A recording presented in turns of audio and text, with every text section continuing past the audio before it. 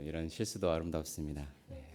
오늘 온 세대 예배를 드려서 학생 대표로 오늘 성경 봉독을 담당해서 읽게 되었습니다. 계속해서 이런 새로운 시도들을 통해서 우리 교회가 또 새로운 큰 교회로 또 부흥성장하게 될 줄로 믿습니다. 주일 예배에 나오신 우리 신대교회 모든 성도님들을 위해 하나님의 크신 사랑과 풍성한 은혜가 넘치기를 소망합니다. 주일은 의미 있고 중요한 날입니다. 주님께서 부활하신 날을 기념하여 온 성도들이 함께 모여 또 감사 예배를 드리니까 의미가 있고, 한 주를 시작하는 첫날이기에 매우 중요한 날입니다. 주일날 주님의 은혜 안에서 예배를 잘 드리면 한 주가 평안합니다. 우리 오늘 예배 자리에 나오신 모든 성도님들이 그 은혜를 누리게 되기를 소망합니다. 요즘은 물질적으로나 시간적으로 여유가 많아서 주말이면 산으로, 들로, 바다로, 해외로 여러 가지 또 각자의 목적을 가지고 시간을 보내시는 분들도 계시지만, 주일을 또 이렇게 기억해서 또 신대 교회로 또 주님의 품으로 와서 예배를 드리시는, 안식을 누리시는 여러분들이 진정한 행복자입니다. 자부심을 가져야 돼요. 내가 예수님 믿는 사람이다. 주일이면 나는 정말로 어김없이 가서 하나님 앞에 예배 드리는 사람이다라는 내 자신의 정체성에 대한 확신이 있어야 되고 자부심이 있어야 됩니다. 그런 자부심을 갖게 될 때 신앙의 행복이 시작되는 것이죠. 이렇게 주님 앞에 고백하겠습니다. 주님 덕분에 전 행복한 사람입니다. 네, 십자가의 사랑은 하나님과 소통하고 이웃과도 소통해야죠. 이제 옆에 분들에게 당신 덕분에, 집사님, 권사님 덕분에 저는 행복한 사람입니다. 바로 옆에 분들에게도 해야죠. 왜 아내랑 남편 서로 이야기를 안 하십니까? 네, 앞뒤 분들에게도 한번 이야기해 주시고, 저는 행복한 사람입니다. 그렇죠. 저는 또 이렇게 고백하고 싶습니다. 이 자리에 나와 예배드리는 여러분 때문에 저는 행복한 목회자입니다. 네, 그렇죠, 그렇죠. 네, 저희 이걸 바라고, 네, 가는 게 있으면 또 오는 게 있어야죠. 네. 자, 한번 들어보겠습니다. 네. 제가 먼저 해볼게요. 저는 이 자리에서 예배드리는 성도님들 때문에 저는 행복한 목회자입니다. 네. 아유, 최근 듣는 말 중에 제일 기분 좋은 것 같습니다. 네. 심장이 막 쿵쾅쿵쾅거립니다. 감사합니다. 이렇게 서로 축복해주며 감사 속에 예배를 드리니 우리 인생이 얼마나 복된 인생입니까? 순천에서 또 근처에 사시는 분들도 그래서 예배를 드리러 나오지만, 매주일 이렇게 전주에서 함께 나와서 예배 드리는 것이 자원한 마음으로 오는 것 아니겠습니까? 이 자리가 행복하고 복되니까 일주일을 기다리면서 이 자리에 오는 것 아니겠습니까? 모든 성도님들 하나님께서 그 마음을 귀히 보시고 은혜로 채워주실 줄로 믿습니다. 자원하는 마음으로 모인 이곳이 바로 오늘 말씀 사경의 부흥의 현장 같습니다. 우리 1절 말씀 한번 읽어볼까요? 이스라엘 자손이 자기들의 성읍에 거주하였더니 일곱째 달에 이르러 모든 백성이 일제히 수문 앞 광장에 모여 학사 에스라에게 여호와께서 이스라엘에게 명령하신 모세의 율법책을 가져오기를 청하매. 아멘. 오늘 말씀 내용을 수문 앞 광장 부흥회라고 이렇게 표현하기도 합니다. 혹은 수문 앞 광장 말씀 사경회. 우리 오랜 예전 시절에 또 최근에도 뭐 요즘 시대에도 하지만 부흥회라는 타이틀로 영적 대각성을 일으키는 그런 움직임들을 합니다. 이곳이 왜 수문 앞 광장 부흥회라고 일컬어지냐면 이곳에서 대각성 운동이 일어났기 때문입니다. 영적으로 다시 새로워지고 신앙의 결단을 하게 되는 귀한 사건들이 일어났기 때문에 이 현장을 바로 말씀 사경회라고 표현을 하는 것입니다. 뜨거운 열기와 열정으로 이들은 한자리에 모였습니다. 모인 이유는 딱 한 가지입니다. 말씀을 듣기 위해서. 여러분들처럼 하나님이 나에게 오늘 들려주신 말씀을 듣기 위해서 그들은 이 한자리에 모였습니다. 오늘 말씀의 제목을 혹시 보셨습니까? 네, 새로운 시작 첫 번째로 말씀편입니다. 오늘 말씀의 중요성에 대해서 설교를 하려고 하는데요. 이 말씀은 잠들어 있는 우리 심령을 깨웁니다.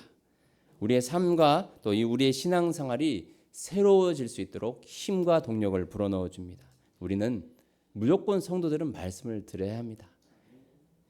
이 말씀은 바로 영적인 자양분이기 때문입니다. 제가 4층에 지금 그 꽃나무 이름을 모르겠는데요. 뭐죠? 4층에 하고 있는 게 해피트리라고, 이사 올 때 버리려고 올려다가 가져왔는데 다 이 응애가 들어가지고 나무들이 그렇게 잘 완전히 집을 덮을 정도로 베란다 쪽을 덮을 정도로 정말 화려했었는데 그 병충해가 먹어버리니까 금방 시들어버리고 새로 나온 새싹들도 다 시들시들 죽어버리더라고. 그래서 버리고 올까 하다가 그래도 한번 살려보자.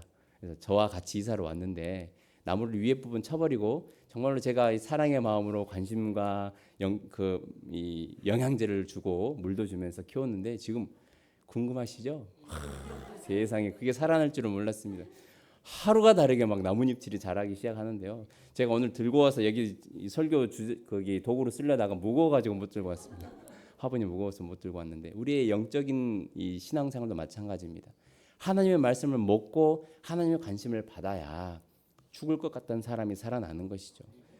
아무런 잎사귀 피지 못했던 인생이 말씀의 잎사귀가 하루가 다르게 말씀의 꽃들이 피어나게 되는 것입니다. 주의 말씀은 내 발의 등이요 내 길의 빛이니이다. 시편 119편 105절 말씀처럼 우리는 하나님의 말씀을 들을 때에 하나님의 말씀 속에 관심을 받을 때에 우리의 삶이 아름다운 꽃이 피게 됨을 믿습니다. 오늘 말씀에 나오는 이 부분은 어떤 배경을 갖고 있냐면요. 하나님께서는 택한 이스라엘 백성들이 불순종함으로 하나님을 온전히 섬기지 못하고 우상을 숭배하는 그들의 모습을 더 이상 보지 못하고 이웃 주변국들에 의해서 침략을 당하게 허용하셨습니다. 허락을 해버리셨습니다. 북이스라엘은 주전 722년에 남유다는 주전 586년에 아수르와 바벨론에 의해서 이 폐허가 되어버렸습니다. 남유다 사람들은 바벨론에 끌려가는 것이죠. 집은 불탔고 성읍은 다 무너져버린 상태에서 이들은 고향을 떠나 포로의 신분으로 바벨론에서 살아야만 했습니다. 하나님께서 약속하신 70년이라는 그 기간이 채워지고 하나님이 다시 이 남유다 백성들을 예루살렘으로 고국으로 돌아오게 하셨습니다. 그들이 한 일은 이 스룹바벨이라는 총독과 또 느헤미야 또 여러 영적 지도자들의 힘을 얻어서 성전을 재건하고 성벽을 재건하였습니다. 다시 뭔가 새롭게 시작되는 그런 분위기입니다. 얼마나 행복하고 기뻤겠습니까?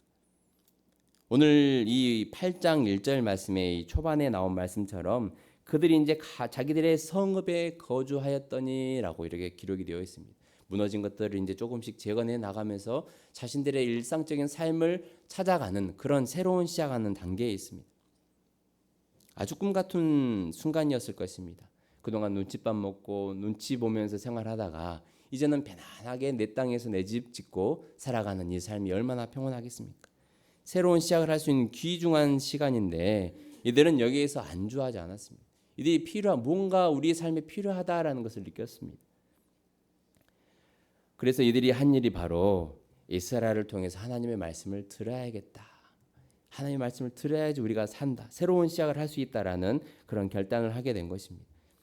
2절 말씀에 일곱째 달 초하루에라고 이렇게 되어 있죠. 일곱째 달 초하루에 남자나 여자나 말씀을 알아들을 만한 모든 사람이 이스라엘에게 와서 우리에게 율법책을 좀 낭독해 주세요. 하나님의 말씀을 들려주세요. 이렇게 자원하는 마음으로 이스라엘에게 말씀을 들려달라고 합니다. 아무리 집이 잘 지어졌다 하더라도 거기 안에 있는 사람이 불행하면 뭔 집이 의미가 있겠습니까? 겉모습이 아무리 화려하고 치장을 한다 하더라도 마음속에 헛된 것들로 죄악들로 가득 차 있다면 늘 그 좋은 집에서 싸움만 일어날 뿐입니다. 미워하고 시기하고 질투하는 일들만 그 가정에서 일어날 뿐입니다. 성경은 말씀합니다. 마른 떡 한 조각만 있고도 화목하는 것이 제육이 집에 가득하고도 다투는 것보다 나으니라. 제육하니까 갑자기 배가 고프시죠? 제육볶음 생각하시면 안 돼요. 제육이라고 하는 것은 진수성찬을 의미하기도 하고 혹은 제사에 바쳐질 제물들을 의미하기도 합니다. 그만큼 풍성한 음식들이 집안에 재력들이 갖춰져 있다 하더라도 싸우면 아무런 것이 아니다. 차라리 마른 떡 한 조각만 갖고도 화목한 것이 낫다라고 이렇게 말씀을 하고 있습니다. 그만큼 집보다 중요한 것이 사람입니다. 그리고 사람보다 중요한 것이 그 사람 안에 무엇이 담겨져 있느냐, 이것이 중요합니다. 그렇기 때문에 유다 백성들은 그 마음에 하나님의 말씀으로 가득 채우기 위해서 이 7월 달이라고 되어 있지만 히브리어로는 첫날입니다. 새해 첫날입니다. 1월 달입니다.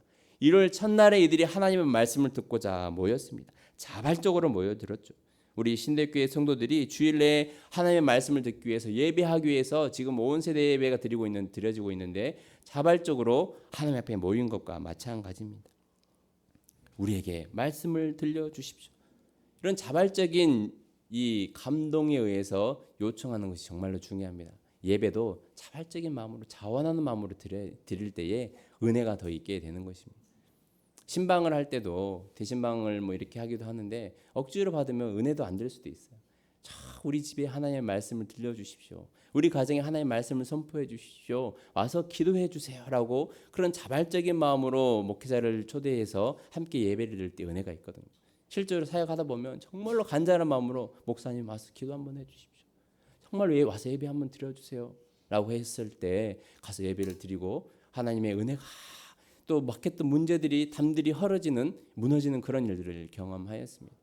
지난주에 제가 말씀드렸던 이 사도행전 10장 44절에 말씀을 들을 때 성령이 임했다라고 제가 말씀드렸죠. 그곳에서도 고넬료가 기도하는 중에 이 하나님의 음성을 듣고 베드로를 청하게 되고 베드로도 하나님의 음성을 듣고 이 고넬료 집에 가게 되는데 다 이 자원하는 마음, 하나님이 감동 주셔서 이 고넬료를 베드로를 초청하게 하시고 베드로가 이 고넬료의 집에 가게 되었는데 베드로가 오니까 어떻게 했냐면요, 엎드려 가지고 준비하신 말씀을 저에게 좀 들려주십시오.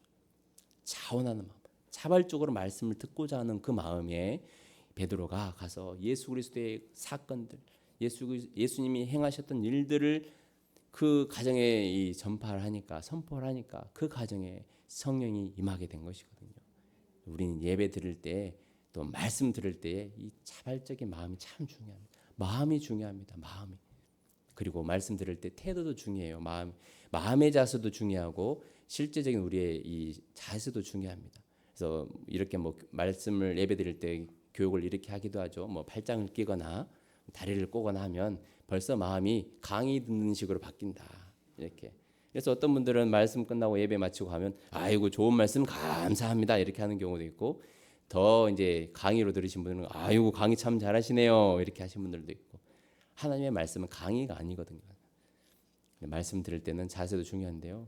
하나님의 거룩한 말씀 앞에 우리는 이 바른 자세로 제가 항상 그래서 정시 바르게 이 설교하는 사람의 이 인중을 바라보고 정좌 바르게 앉아서 정청 정말로 이 귀 기울여 듣는 이 자세면 충분히 하나님 은혜가 그 사람에게 임하게 될 줄로 믿습니다. 정시, 정좌, 정청 항상 예배 드릴 때 이런 마음의 자세와 이런 우리의 몸의 자세를 바르게 한다면 그 10년 가운데 하나님께서 말씀으로 새롭게 채워주신 은혜가 있게 될 줄로 믿습니다. 에스라가 이들 앞에서 무슨 말씀을 낭독했을까요? 요즘 시대처럼 막 예화를 섞어가고 여러 가지 인사를 나누고 어떤 자연스러운 분위기 속에서 말씀을 했을 거라 생각할 수도 있지만 그 당시에 예스라는 그냥 하나님의 말씀을 율법책을 모세 율법을 그냥 낭독했습니다. 신명기 말씀으로 예를 들면 이렇게 말씀을 하는 거죠. 모든 사람들이 모였을 때 너희가 하나님 말씀을 삼가 듣고 내게 명령하는 하나님의 모든 명령을 지켜 행하면 내 하나님 여호와께서 너를 세계 민족 위에 뛰어나게 하실 것이요 하면 아멘 아멘 이러는 거예요. 네. 네. 또 저주의 말씀도 했겠죠. 신명기 말씀 28장에 보면 이 축복의 말씀도 있지만 저주의 말씀도 있거든요. 그러나 만일 너희가 하나님의 말씀을 청종하지 아니하고 귀로야 명령을 지키지 아니하면 내가 모든 것이 풍족하여도 내가 줄이고 목마르고 헐벗고 모든 것이 부족하여 결국에는 포로로 잡혀갈 것이요. 이러면 이분들이 어떻게 했을까요? 드라마 바이럴이라는 말씀에 보면 거기에 보면 아멘 아멘 이렇게 울거든요. 울면서. 그래서 조상들이 포로로 잡혀갔군요. 그래서 하나님의 징계를 받았군요. 그래서 저희들이 이런 고난을 겪었군요 하면서 자복하면서 통회하는 심정으로 아멘 아멘 이렇게 그들의 이 마음을 토로했던 것입니다. 이들은 하나님의 말씀을 하나도 빼먹지 않고 귀 기울여 들었습니다. 30분? 1시간? 무려 6시간. 새벽부터 정오까지 하나님의 말씀이 이렇게 말씀을 낭독하는데 정말로 이들은 서서 예전에 부흥회 하면 3시간씩 앉아서 들었잖아요. 저도 어린 마음에 막 무릎 아프고 허리 아프고 이래도 의자 다 치워버렸으니까 어떻게 해요. 그냥 바닥에 앉아서 맨바닥에서 말씀 드려야 되죠. 6시간이나 서가지고 하나님의 말씀을 낭독할 때 이들은 들었습니다. 혹시 이해하지 못하는 부분들이 있으면 레위인들이 곁에 서가지고 이 말씀은 이런 의미가 있습니다. 이렇게 해서 우리가 하나님께 징계를 받았고 우리가 하나님 말씀을 지켜 순종하면 하나님 우리에게 은혜를 주실 것입니다 라고 하면서 레위인들이 곁에 서서 백성들에게 잘 말씀을 깨닫도록 가르쳐 주었습니다. 새로운 삶과 새로운 신앙의 시작은 사모하는 마음으로 말씀을 들을 때 가능합니다. 하나님의 말씀을 초롱초롱한 이 눈망울로 말씀을 새겨서 들을 때에 아멘 아멘 할 때에 내 안에서 성령이 역사하기 시작합니다. 아멘을 하는 이유는 잘 아시죠? 아멘 그렇게 되기를 바랍니다. 그 은혜가 있게 되기를 바랍니다. 저주의 말씀을 하면 그렇게 못하겠죠.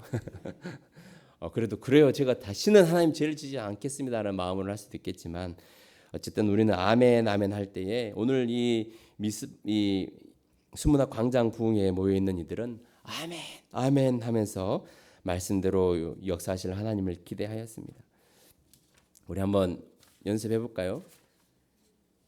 제가 한번 축복의 말씀을 선포하면 어깨가 아프신 분들은 제외하고 이제 두 손 들고 제가 이루어 주실 것입니다 하면 아멘 아멘 한번 해보시는 거예요. 아멘도 훈련이거든요.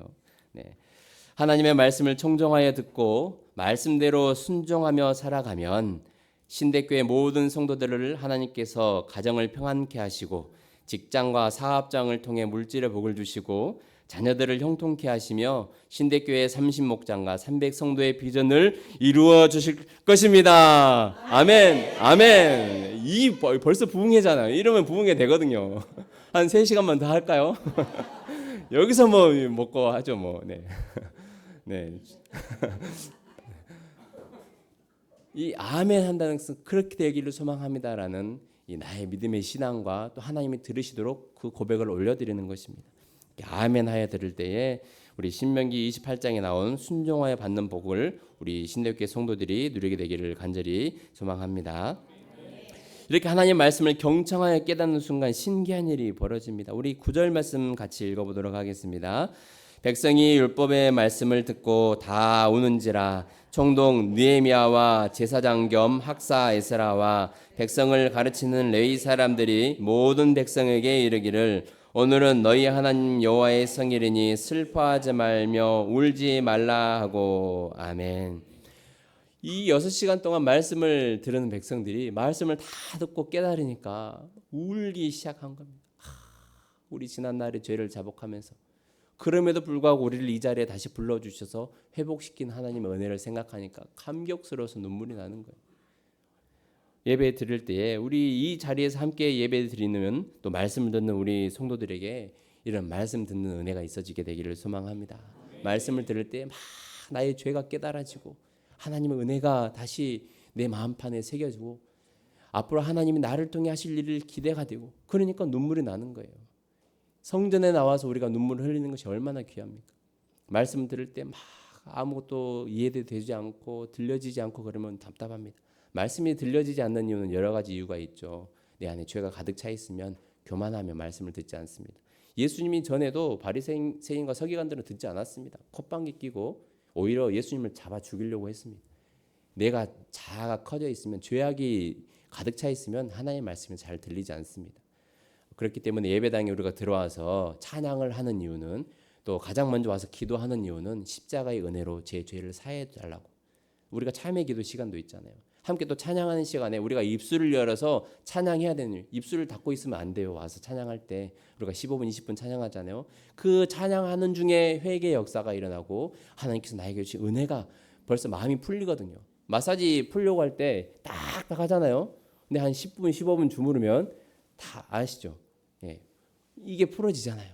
마찬가지로 죄로 한 주간 동안 죄로 인해 막 치열하게 싸우다가 지쳐있는 우리의 마음들 또 죄로 인해 경직되어 있는 우리의 마음들 그런 마음들이 성전에 나와서 회개 기도할 때에 뜨겁게 하나님을 찬양하며 이름을 높여드릴 때에 그게 다 풀어지는 겁니다. 그래야지 이제 말씀을 듣는 시간에 또 말씀이 잘 들어가는 거예요. 그렇지 않고 예배 시간에 우리가 부득이한 경우 좀 늦게 올 수도 있고 또 이렇게 시간 맞춰서 못 올 때가 있지만 예배 끝날 때 되면 이제 좀 더 말씀을 듣고 싶다 그런 마음이 생길 때가 있거든요. 그러면 어떻게 한 주 더 기다려야 되거나 새벽마다 와서 말씀을 드려야죠. 우리가 모든 순간이 예배의 순간입니다. 설교 듣는 시간만 예배 시간이 아니에요.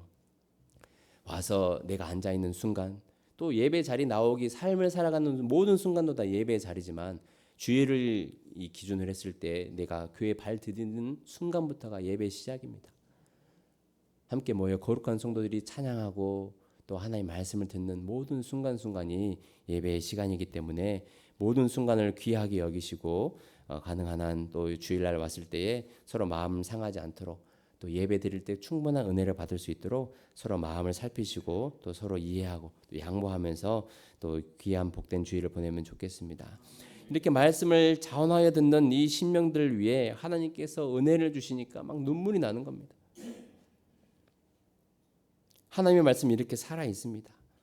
단지 기록된 글로서만 존재하는 것이 아니라 히브리서 4장 12절 말씀처럼 하나님의 말씀은 살아있고 활력이 있어서 우리의 좌우의 날선 어떤 검보다도 예리해서 우리의 심령과 골수, 우리의 또 생각과 모든 이 판단까지도 우리의 심령을 이 판단한다라고 되어 있습니다. 우리의 마음도 생각도 하나님의 말씀으로 판단하시는 거예요. 그렇기 때문에 죄를 생각나게 하시고 우리의 마음속에 회개하게 하시고 눈물을 나게 하는 것입니다. 하나님의 말씀은 살아있고 활력이 있습니다. 말씀은 중요합니다. 말씀은 우리 성도를 살립니다. 새로운 시작을 할 수 있는 귀한 시작점을 만들어줍니다. 말씀을 들을 때에 우리의 모든 죄와 허물이 사함받고 새 힘과 능력으로 채워지는 귀한 은혜가 있게 되기를 간절히 소망합니다. 이렇게 말씀을 들을 때 눈물을 흘리면 자연스럽게 따라오는 것이 있는데요. 바로 결단하여 삶의 변화를 나타내고자 하는 그런 노력이 그의 말씀에 보면 뒤따르게 됩니다. 이들이 이제 울게 되고 9절 말씀에는 이제 울었다. 하나님의 말씀을 듣고 울었다라고 되어 있고 그 뒤에 보면 이 지도자들이 함께 모여 하나님의 예스라에게 또 말씀을 듣고 모든 백성들과 함께 그동안 지키지 못했던 절기를 지키고 초막절을 지키고 또 9장 말씀에 보면 이제 또 하나님의 말씀 앞에 자복하고 통회하는 그런 시간들을 막 갖게 됩니다. 새로운 삶을 살겠습니다. 이제 거룩한 삶을 살겠습니다. 이전에 조상들이 지었던 죄, 우리가 그동안 지었던 죄들 그대로 답습하고 반복하는 것이 아니라 하나님이 우리에게 들려주신 그 말씀대로 살아가겠습니다라는 이 결단의 시간들이 있습니다. 이게 은혜 받은 사람의 그런 마음의 자세입니다. 은혜만 받고 그냥 눈물만 흘리고 오늘 시원하게 다 울었다. 그냥 한 주 동안 답답했던 거 다 풀어주시네. 이걸로 끝나버리면 안 됩니다. 말씀을 듣고 은혜를 받았으면 나에게 주신 은혜를 기억해서 한 주를 이렇게 살아가겠습니다. 나도 다른 사람들에게 기쁨을 주는 사람이 되겠습니다. 상처를 주는 사람이 아니라 그 사람의 마음을 행복하게 해주는 사람이 되겠습니다. 그동안 반복하여 짓는 죄가 있었다면 그 죄를 끊어버리고 이제는 새로운 삶을 살겠습니다. 이런 결단들이 뒤따르게 되거든요. 그래야 거룩한 삶, 성화의 삶이 우리의 삶에서 있어지게 되는 것입니다. 은혜만 받고 감사합니다 떠나버리면 안 돼요. 그러면 거룩한 삶은 안 됩니다. 그냥 드라마 보고 한번 우는 거랑 비슷할 수도 있어요. 영화 보고 재밌네. 야 기가 막히다. 그런 걸로 끝난 것과 마찬가지입니다. 하지만 하나님의 말씀은 살아있고 활력이 있어서 우리의 잘못된 것을 깨닫게 하시고 새로운 삶을 살아갈 수 있도록 인도하시고 견인해 가시는 것이 바로 하나님의 말씀의 능력입니다. 분명히 아마 말씀에 들었으면 감동을 주실 거예요. 우리가 무시해서 그렇지. 외면해서 그렇지. 그렇게 살면 피곤하거든요. 말씀대로 살아가면 피곤하거든요. 내 자신을 내려놔야 되거든요. 하지만 말씀에 순종한 삶을 살아갈 때에 하나님께서 우리의 삶에 일하실 그런 일들을 기대합니다. 우리 신대교회 모든 성도들이 말씀을 듣고 그 말씀에 순종함으로 삶을 살아내므로 귀한 축복을 누리시는 모든 성도님들이 되기를 간절히 소망합니다.